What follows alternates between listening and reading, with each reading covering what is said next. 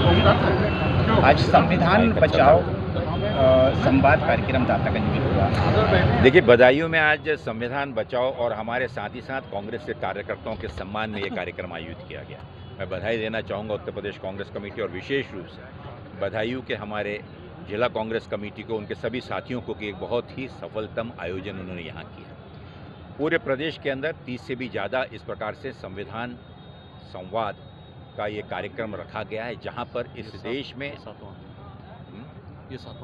ये सातवां आयोजन है और 30 से भी ज़्यादा आयोजन पूरे प्रदेश में होने जा रहे हैं। प्रमुख रूप से इन आयोजनों में आज की वर्तमान राजनीतिक परिस्थितियों को देखते हुए जिस प्रकार से संविधान के साथ खिलवाड़ किया जा रहा है, जिस प्रकार से लोकतंत्र को कमज़ोर करने की साजिश की जा रही है, जिस प्रकार से चुनाव आयोग और हर एक संवैधानिक संस्थाओं को राजनीतिक दुरुपयोग किया जा रहा है, उसके विरोध में इन जन जागृति को लेते हुए उत्तर प्रदेश में भारतीय जनता पार्टी से प्रदेश की जनता को निजात दिलाने के लिए ये आंदोलन शुरू किया है। एक तरफ आपने देखा हो कि वोट चोरी के नाम पर जिस प्रकार से SIR का कार्यक्रम हड़बड़ी में प्रदेश में जिसकी घोषणा की गई, अमल करने की कोशिश की गई, प्रदेश कांग्रेस कमेटी कांग्रेस ने पूर्ण रूप से अपना सहयोग प्रदान किया है। लेकिन जिस प्रकार से कई जगह में आपने देखा कि भारतीय जनता पार्टी के नेता, कुछ पदाधिकारी और कुछ सरकारी पदाधिकारी एक विशेष समुदाय, एक विशेष वर्ग के चुन कर जिस प्रकार से नाम काट रहे हैं,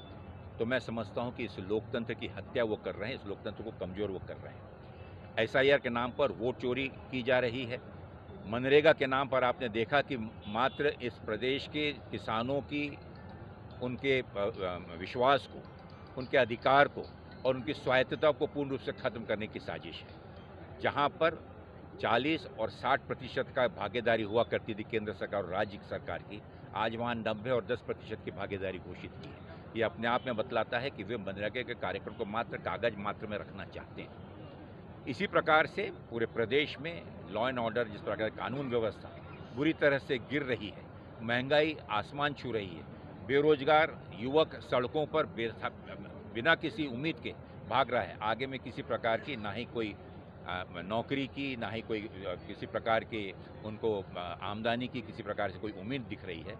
और स्वाभाविक है कि प्रदेश की जनता अपने आप को असहज महसूस कर रही है, उनसे निजात दिलाना है और एकत्र होकर 2027 के इस विधानसभा चुनाव में भारतीय जनता पार्टी को उखाड़ फेंकना है। सर, बदायूं के रोदायन से जिस तरह से टोपी उतारकर बजरंग दल के कार्यकर्ताओं ने वहाँ मारपीट की, इसकी मैं घोर उन पर सिर्फ 151 की कार्रवाई की गई।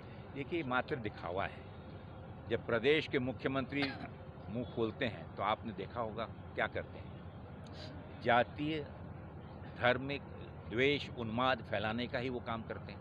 जैसे देश का प्रधानमंत्री और देश का मुख्यमंत्री जब इस प्रकार की भाषा बोलता हो और वहाँ पे बजरंग दल के नाम पर लोगों को, गुंडों को वहीं पर नहीं, जगह जगह पर भेजकर जातीय उन्माद फैलाने का जब कार्य कर रहा हो, इसकी हम घोर शब्दों में निंदा करते हैं। भले ही कोई किसी वर्ग का हो, हर पिछड़े, हर कमज़ोर वर्ग के साथ में कांग्रेस डटकर खड़ी है।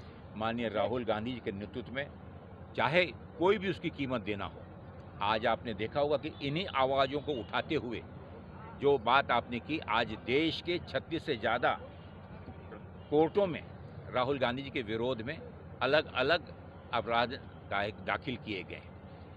उन्हें तो बराबर वो सब जगह जा रहे हैं, लेकिन इस प्रकार के भीषण अपराध हो रहा है, उसे यहाँ की सरकार पूर्ण समर्थन दे रही है, मदद कर रही है, ताकि किसी प्रकार से उन अपराधियों पर आँच ना आए।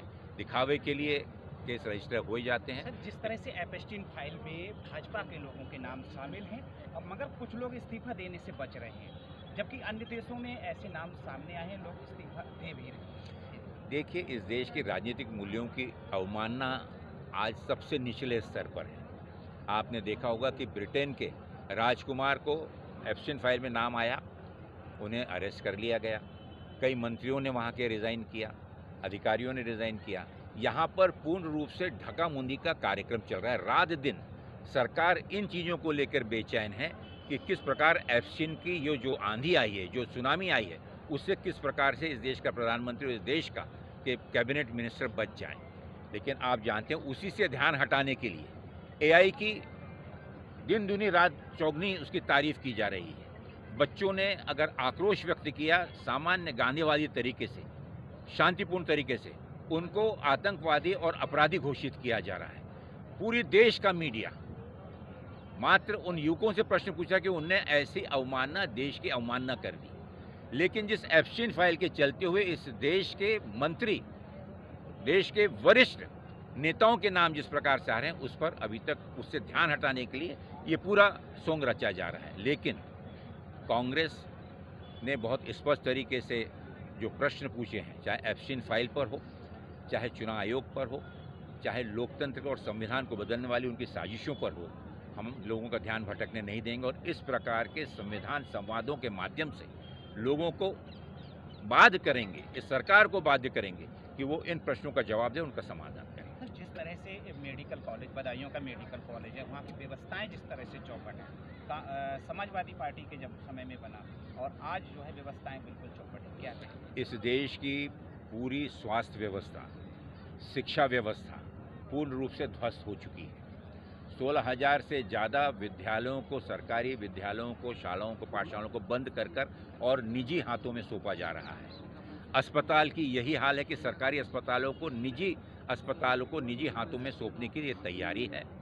आपने देखा होगा कि सिर्फ यही नहीं, पिछले दिनों विधानसभा में मैंने खुद देखा कि एक तरफ जिस अस्पताल की नींव बन के तैयार है,